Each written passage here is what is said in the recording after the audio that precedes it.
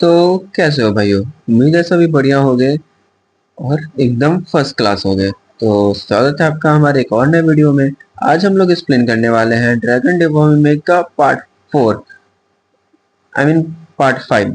या पार्ट 4 हमने last time explain कर दिया था। पार्ट 5 चैप्टर 5 आज हम एक्सप्लेन करने वाले हैं। तो पार्ट 4 में हमने देखा था जहां प्रोफेसर हॉवर्ड रसल से एक ऐसा क्वेश्चन पूछ बैठते हैं जिसका आंसर उन्हें खुद रिसेंटली पता चला था।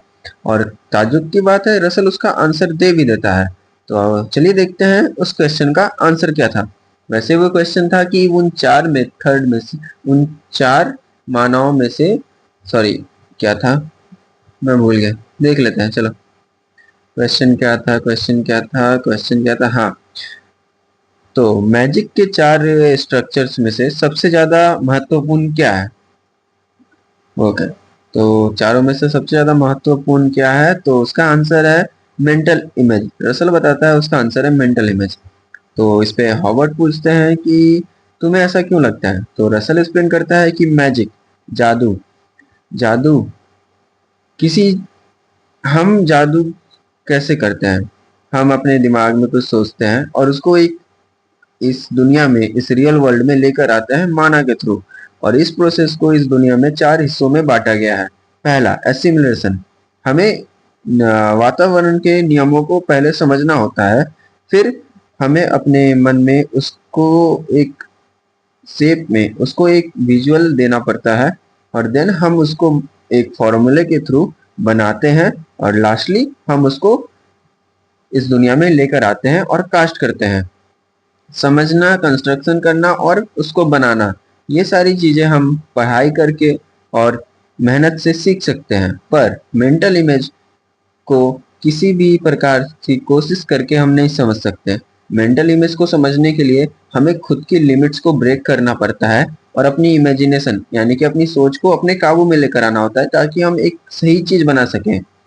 अगर यहाँ पे एक फ्लेम है, एग्जाम्पल के तौर पे, अगर मेरे हाथ में फ्लेम है और मैं उसे एक तीर का तीर के रूप में सोचूं तो ये एक सेकेंड सर्कल का मैजिक बन जाएगा जो कि एक मैजिक एरो है, फायर मैजिक एरो। और अगर मैं इसको कुछ और तरीके से सोचूं, यानी कि कुछ ऐसा जो कि बहुत ही ज्यादा अलग हो, बहुत ही ज्यादा डिफरेंट हो, तो अगर मैं खुद की इमेजिनेशन पे, खुद के सोचने की तरीके पे काबू नहीं कर पाता हूँ, तो मैं कुछ ऐसा बना दूंगा जो कि इस दुनिया में एग्जिस्ट ही नहीं करता, मतलब इस दुनिया में है ही नहीं। समथिंग, कुछ ऐसा जो कि बहुत अद्भुत है, बहुत अद्भुत, जिसपे टीचर बोलते हैं कि ये सही कह रहा है। और रसल बताता है कि like a shadow, like it shade spots where the sunlight shine. मतलब एक ऐसी जगह जहाँ पे सनलाइट बहुत शाइन कर रही है और आइस बहुत गर्म है। ये सब शुरुआत होती है दुनिया की अंडरस्टैंडिंग, मतलब दुनिया की समझदारी से ये सब चीज शुरुआत होती है। और ये खत्म होता है एक बहुत ही अजीब से रूल ऑफ द वर्ल्ड, मतलब दुनिया की एक अजीब सी दुनिया के रूल पे खत्म होती है। और यही मैजिक है। तब टीचर बोलते हैं कि ये लड़का मुझे, और टीचर बोलते हैं रसल से कि मुझे पसंद आया तुम्हारे सोचने का तरीका। तुम सही बोल रहे थे, तुम्हारे लिए स्टूडेंट लाइब्रेरी बहुत छोटी सी जगह है। और हमें सिस्टम दिखाई देता है जो कह रहा होता है कि आपने मिशन कंप्लीट कर लिया है, आपको रिवॉर्ड मिलेगा। और लो ग्रेड के माना स्टोन दो मिलते हैं रसल को खाने के लिए। और नेक्स्ट पिक्चर में हम रसल को देखते हैं जो कि प्रोफेसर लाइब्रेरी के अंदर था। और वो बोलता है कि फर्स्ट फ्लोर बहुत ही ज्यादा अद्भुत है। ये कितना अलग है स्टूडेंट लाइब्रेरी से। Magic, three dimension, objective trajectory, intensive magic bottling, ये सच में बहुत अद्भुत है। और वो बोलता है कि मैं कुछ भी नहीं छोड़ूंगा, मैं सब कुछ पढ़ लूंगा, इवन की बेसिक थ्योरीज को भी मैं पढ़ूंगा। तब हम देखते हैं कि रसल के पीछे से कोई आ रही होती है। सैंडल है भाई, लड़की है, ठीक। तो वो बोलती है, ओह, तुम सच में कुछ बहुत ही ज्यादा दिलचस्प दिलचस्प बुक पढ़ रहे हो। रसल अचानक से शॉक हो जाता है और पीछे मुड़ के देखता है, फिर वहां कोई नहीं था। रसल पूछ ही रहा था कि क्या था वो, तभी सामने से आवाज आती है कि बच्चे, मैं इधर हूँ। और हम एक ओल्ड एज लेडी को देखते हैं। और रसल बताता है ये पर्सन, ये डेरिया स्नो वाइट है, इसका नाम डेरिया है, स्नो वाइट। रसल इसको बहुत ही क्या बोलते हैं, रिस्पेक्ट, रिस्पेक्ट के साथ ग्रीट करता है और बोलता है कि मुझे आपसे मिलकर खुशी हुई, flame tower master, flame tower master, I am Russell Raymond. और फिर वो बताता है कि ये 8वें सर्कल की एक मैजिशियन है, और 8वां सर्कल एक ऐसा स्टेज है जहाँ पे बहुत कम लोग ही पहुंच पाए इस दुनिया में। और माना कि ये 80 साल की हैं, पर ये अपने माना को यूज करती हैं अपनी ब्यूटी बनाए रखने के लिए। और ये है best ranking magic tower of red tower faction से। मतलब भैया एक बेस्ट रैंकिंग टावर है, मैजिक टावर है, जिसका नाम रेड टावर फैक्शन है। मतलब रेड टावर संघर्ष या कुछ बोलते हैं उसको, वहां से ये है। और फ्लेम टावर मास्टर है, ये फ्लेम टावर की ये लीडर है। तो इस पे स्नो वाइट बोलती हैं कि तुम मुझे जानते हो। और रसल सोच रहा होता है कि ये यहाँ क्यों आई है। तब स्नो वाइट पूछती है, कहती है कि तुम्हें घबराने की कोई जरूरत नहीं है, मैं सिर्फ तुम्हारी साथी हूँ, उस रास्ते पे जिस रास्ते पे तुम चल रहे हो। और वो रसल को एक टॉफी देती है खाने के लिए। रसल पूछता है क्या ये मेरे लिए है। और फिर रसल टॉफी खाते खाते स्नो वाइट के पीछे पीछे चल रहा था। और स्नो वाइट बोलती है, पर तुम्हारे जैसे स्टूडेंट को प्रोफेसर लाइब्रेरी में आने का एक्सेस कैसे मिल गया।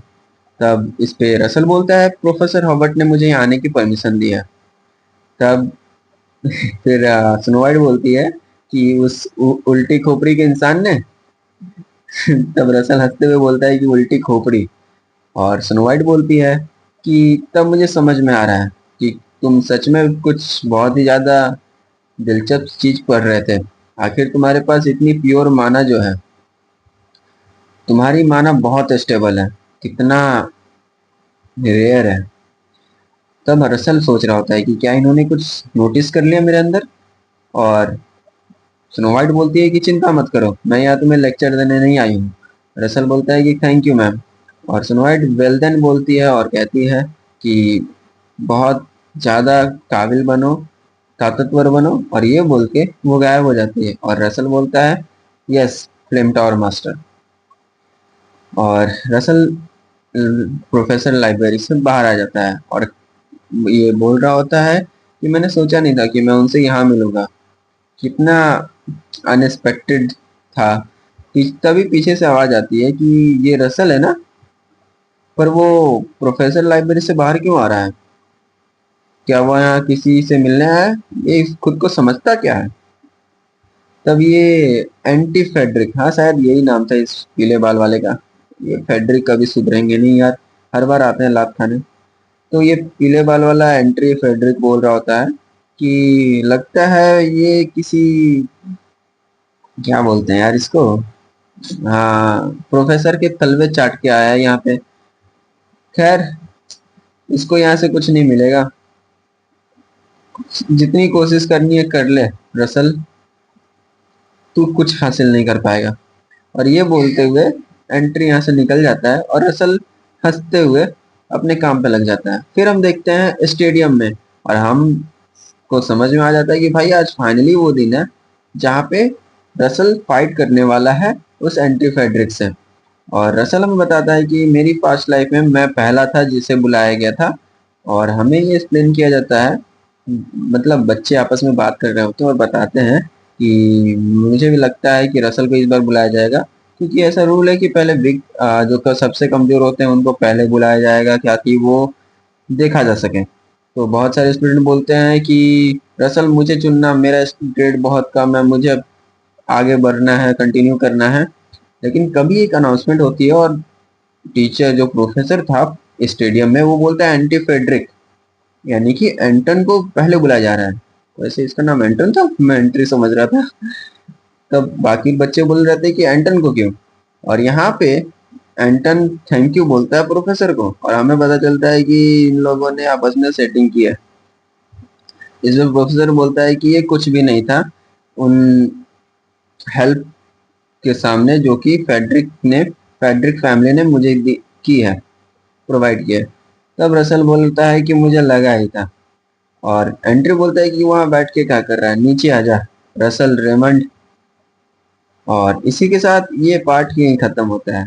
तो नेक्स्ट पार्ट के लिए हम एक्साइटेड है ये जानने के लिए कि क्या रसल एंट्री को कितना मारेगा, मतलब हाथ तोड़ेगा, पैर तोड़ेगा, इसका मुंह फोड़ेगा, मुंह तो फोड़ेगा ही। आप लोग बताओ कमेंट करके आपको क्या लगता है कितनी बुरी तरीके से पिटाने वाला है एंट्री, क्योंकि इसको आइडिया नहीं है रसल सेकेंड सर्कल पहुंच चुका है। तो मिलते हैं नेक्स्ट वीडियो में।